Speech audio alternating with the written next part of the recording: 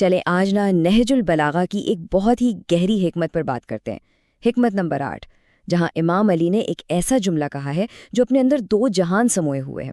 تو آئیے اس قول کی گہرائی میں اترتے ہیں اور دیکھتے ہیں کہ یہ ہماری زندگیوں کے لیے کیا معنی رکھتا ہے۔ ذرا سوچیں، ایک ہی جملے میں 2 کتنی بڑی باتیں کہہ دی گئی ہیں۔ ایک طرف ایک ایسا علاج جو یہیں اسی دنیا میں کام کرتا ہے، اور دوسری طرف ایک ایسا آئینہ جو اگلی دنیا میں ہمارے سامنے رکھا جائے گا۔ چلیں پہلے حصے سے شروع کرتے ہیں۔ صدقہ ایک مؤثر علاج کیسے ہے؟ اچھا، تو جب امام علی یہ کہتے ہیں کہ صدقہ ایک علاج ہے تو اس سے ان کی کیا مراد ہے؟ دیکھیں، یہاں بات صرف عام جسمانی بیماریوں کی نہیں ہو رہی۔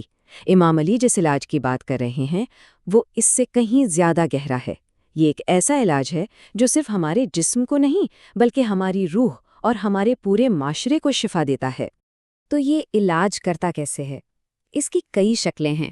یہ معاشرے سے غربت کے ناسور کو ختم کرتا ہے، یہ آنے والی مصیبتوں اور بیماریوں کے سامنے ایک ڈھال بن جاتا ہے۔ کہا جاتا ہے کہ یہ برائی کے 70 دروازوں کو بند کر دیتا ہے، یہ انسان کو بری موت سے بچاتا ہے اور آخرت کی آگ کے سامنے ایک مضبوط دیوار بن جاتا ہے، اور سب سے بڑھ کر یہ اللہ کے غصے کو ٹھنڈا کرتا ہے۔ تو یہ سماجی، جسمانی اور روحانی ہر سطح پر کام کرنے والا علاج ہے۔ تو اس کا مطلب کیا ہوا؟ اس کا مطلب یہ ہے کہ صدقہ کوئی وقتی فائدہ دینے والی چیز نہیں ہے، یہ ایک ایسا زبردست عمل ہے جو وقت کی قید سے آزاد ہے۔ یہ ہماری اس دنیا کی مشکلات کو بھی حل کرتا ہے اور آنے والی زندگی میں ہماری حفاظت کی ضمانت بھی دیتا ہے۔ اور نبی اکرم صلی اللہ علیہ وآلہ وسلم کی یہ حدیث تو اس بات کی کیا ہی خوبصورت تصویر کھینچتی ہے۔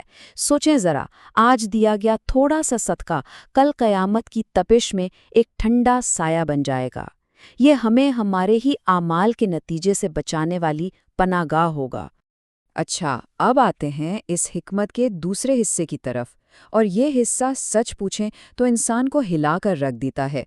یہ خیال کہ ہمارے اپنے اعمال ہمارے سامنے آ کھڑے ہوں گے، بھلا اس بات کا ہمارے آج کے علاج سے کیا تعلق ہے؟ دیکھیں، فرق بالکل واضح ہے۔ یہ دنیا دارالعمل ہے، یعنی عمل کی جگہ۔ یہاں ہم جو چاہیں کر سکتے ہیں، فوری طور پر کوئی حساب کتاب نہیں۔ لیکن آخرت، وہ دارالحساب ہے، حساب کی جگہ۔ وہاں صرف حساب ہوگا، عمل کرنے کا کوئی موقع نہیں ملے گا۔ اور یہ حساب کوئی معمولی نہیں ہوگا، ہر چیز کا پوچھا جائے گا۔ زندگی کے سال کہاں گزارے، جوانی کن کاموں میں لگائی، پیسہ کہاں سے آیا اور پھر کہاں خرچ ہوا۔ ہمارے وجود کا کوئی بھی پہلو اس جانچ پڑتال سے باہر نہیں ہوگا۔ لیکن سب سے اہم اور حیران کن بات، یہ حساب صرف کسی کتاب یا رجسٹر پر نہیں ہوگا۔ روایات بتاتی ہیں کہ ہمارے اعمال خود ایک شکل اختیار کر لیں گے، وہ مجسم ہو کر ایک وجود بن کر ہمارے سامنے آ جائیں گے۔